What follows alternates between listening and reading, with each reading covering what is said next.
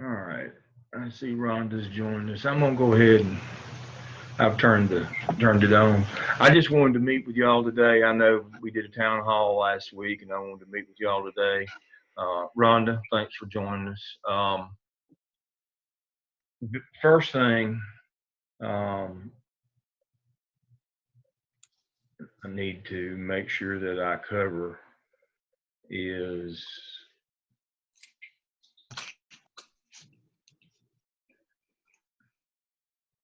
here we go. I hope y'all can see that.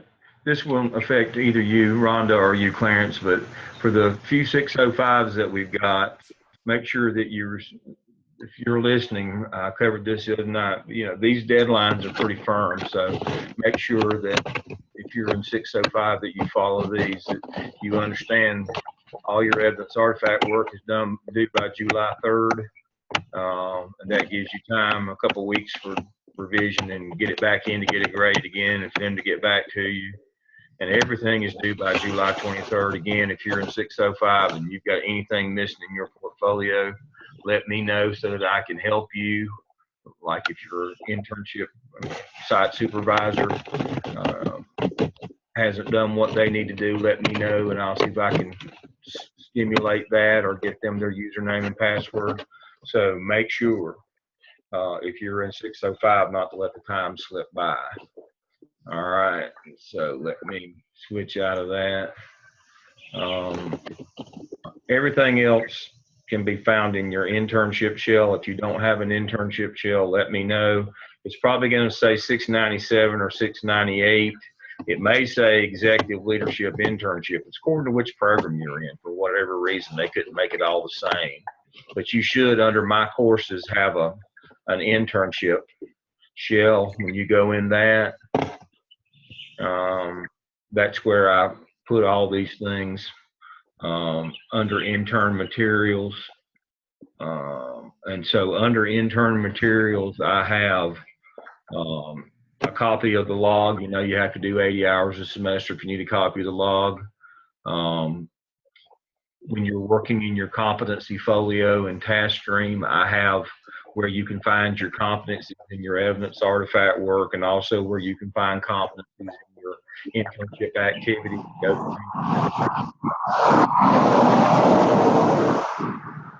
And then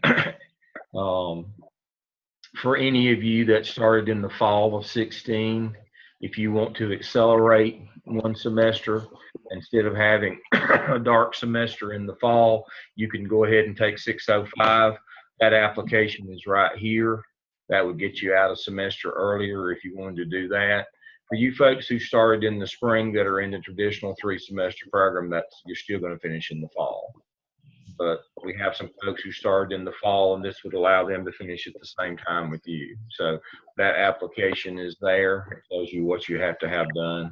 The big thing is you got to keep up with your evidence artifact work and your competency folio. And again, this is the cheat sheets as to where you can find those competencies if you've got those. So spring 16 people, I've covered you. You're in 605. You need to make sure that you hit all your dates. Fall 16 people, if you're in the regular program, you'll be in 603 this semester. You just came out of the dark semester, and so you're back in class again. Everything's rolling. You got to do the OMA. For you folks who started in the 5-semester program and the 5-semester add-on, you're back in 603 as well, and you can choose to either go dark in the fall or take the 605 class.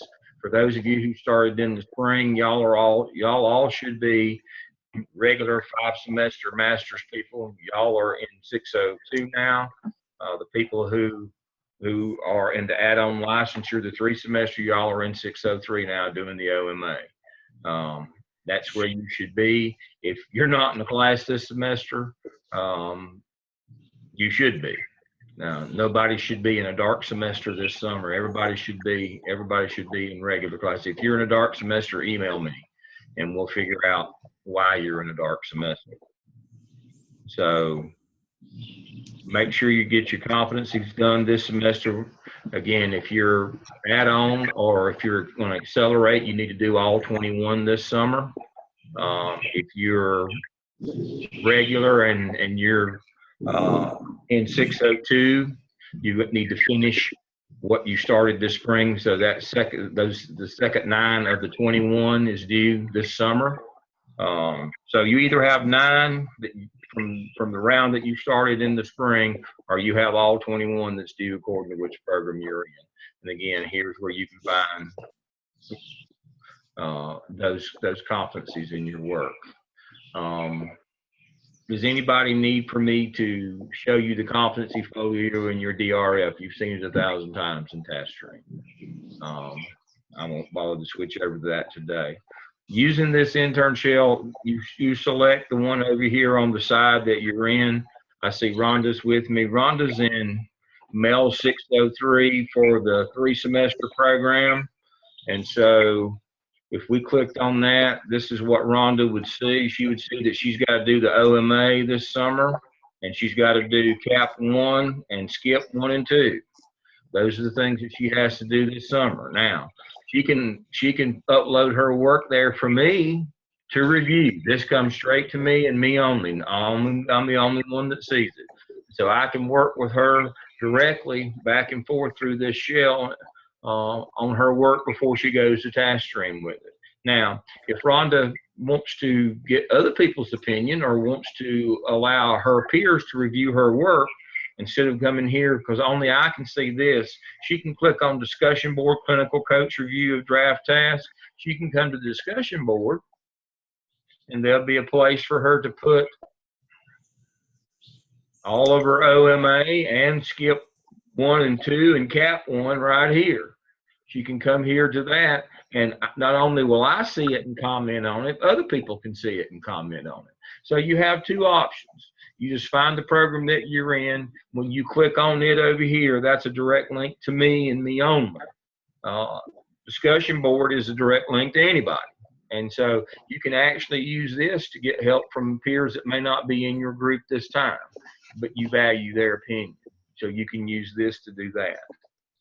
So that's what the internship shell is. All the links that the videos that we've done last semester, everything that we're doing now, I'll post this one here today. I'll also send you a link to it. So if you go to your video links, it has a lot of good stuff. It has how to upload,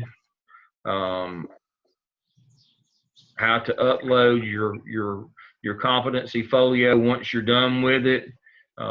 It also has how this town hall that we did, previous meetings.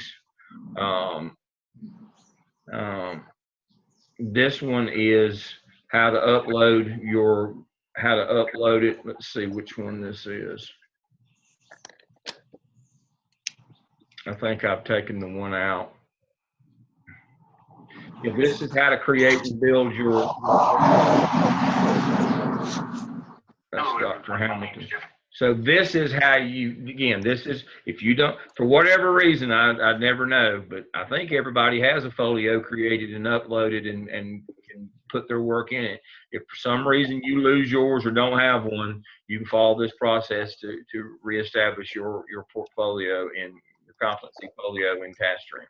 Now, I do not have the video here for uploading for evaluation at the end, and there's a reason why, because I've already had some people try to upload their folios that weren't complete for evaluation. They thought because I posted the video that meant they could go ahead. Remember, you don't put that thing up for evaluation until, for you folks who are in 601, 2, 3, and 4, you don't put that thing up for evaluation until it's got 3 rounds completed in it of 21. Now, you folks in 605, you're the last of the legacy students. You only had to do 1. So you should have the information on how to upload that and for evaluation. But I'm not going to put it here, because if I do, everybody will start uploading them and they're not complete. So if you don't know, if you have completed your 1 round, if you're in 605, and you have completed your 1 round of competencies and you have not uploaded it for my evaluation, email me and I will send you the link on how to upload it for evaluation. That works much better since I've only got 2 or 3 of y'all. And I've got 30 something everybody else's. And so I know that the odds are that I'll get way too many uploaded that don't need to be. And then once they're uploaded, I can't send them back. All right, so that's pretty much everything. You know where you are, you know in task stream what you need to be doing this summer. Most everybody's in 603. If you're in the regular master's program, but if you're in accelerated, or if you're in the 3 semester, you got to do the OMA plus skip 1 and 2 and cap 1, task 1. So that's the difference in those. So if you're in the 5 semester program that started in the fall and you want to accelerate, make sure you do those extra tasks, skip 1 and 2 and cap 1 this summer, so you'd be ready to accelerate to 605 in the fall. All right, I'm going to pause now. Do we have any questions? I see Shauna, you've joined me. She's a fall 16 person.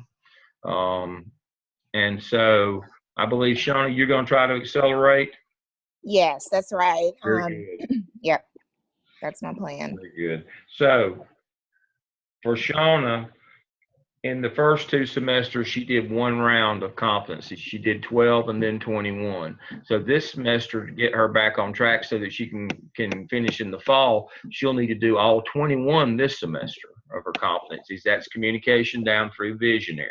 She'll need to do that. That'll put her on track with her competency folio, and she'll just need to add cap task 1 and skip task 1 and 2 to the OMA, which she would have to do anyway, and that will put her on track to just take 605 in the fall and be done.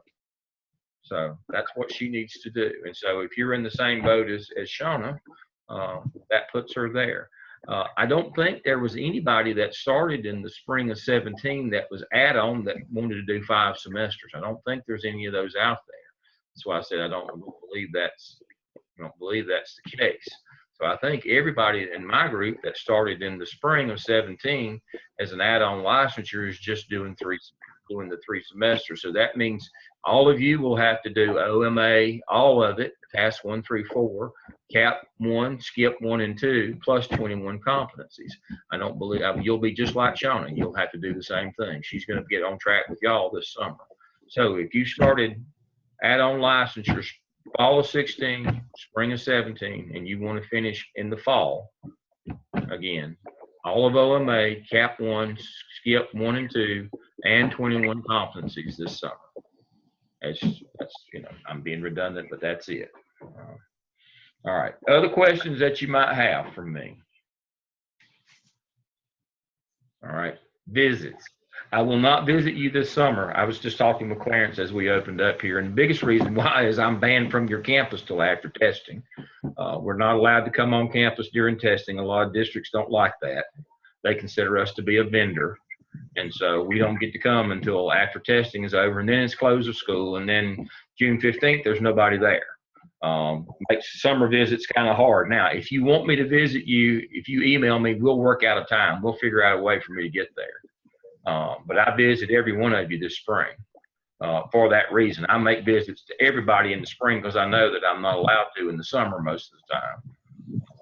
So I get everybody in the spring. So I was supposed to visit Josh this week, but I didn't get to. It was tornado warnings, and so I had to stay off the road.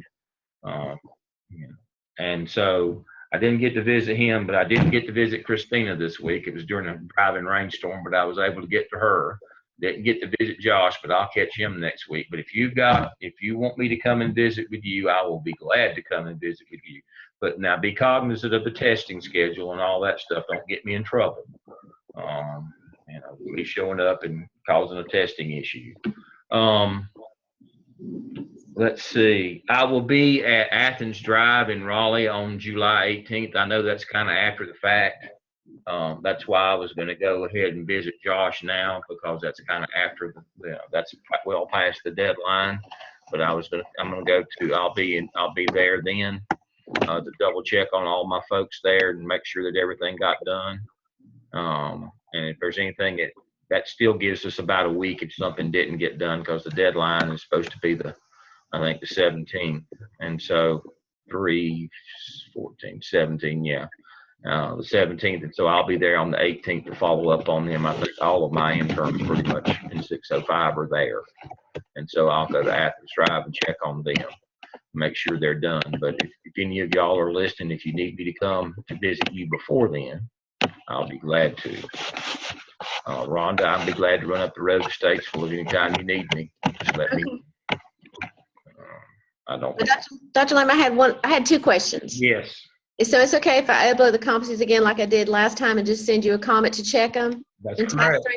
Yep. Okay. And then the second question was, Dr. Nielsen, out that email about the conference coming up. Do we need to pin that at Gardner Way? The CILD? Yes, sir. Now, my understanding, and I could be wrong, I'm wrong more than I'm right nowadays.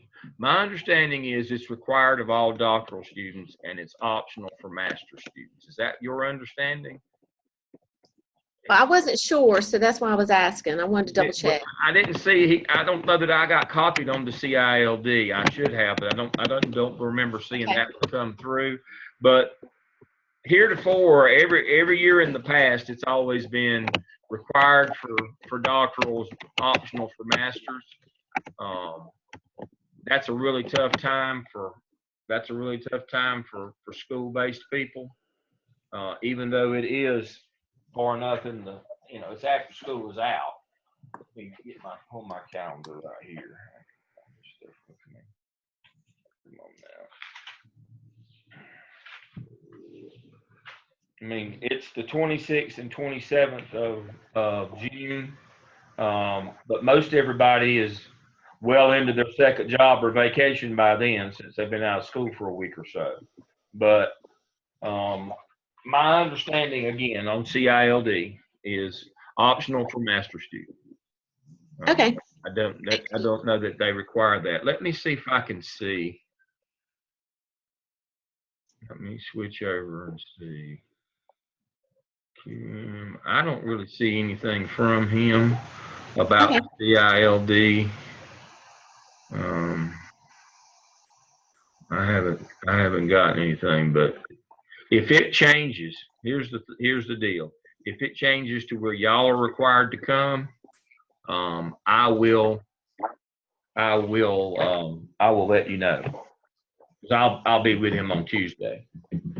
We're working together on Tuesday on campus, and so if it's still the same, I'll put out an email one way or the other on Tuesday. If I don't, it's your job to remind me. Okay, thank you. And about the CILD. All right. Other questions that you have? Well, great day. I'm finished early. I don't want to keep you folks now. I appreciate you joining me today. I'm always here to help you. I'm always, just a short drive away. Gets me out of the house and on the road. I kind of like that. I'm always available to help you. But again, as I've said, we don't plan visits in the summer for a reason for school-based people.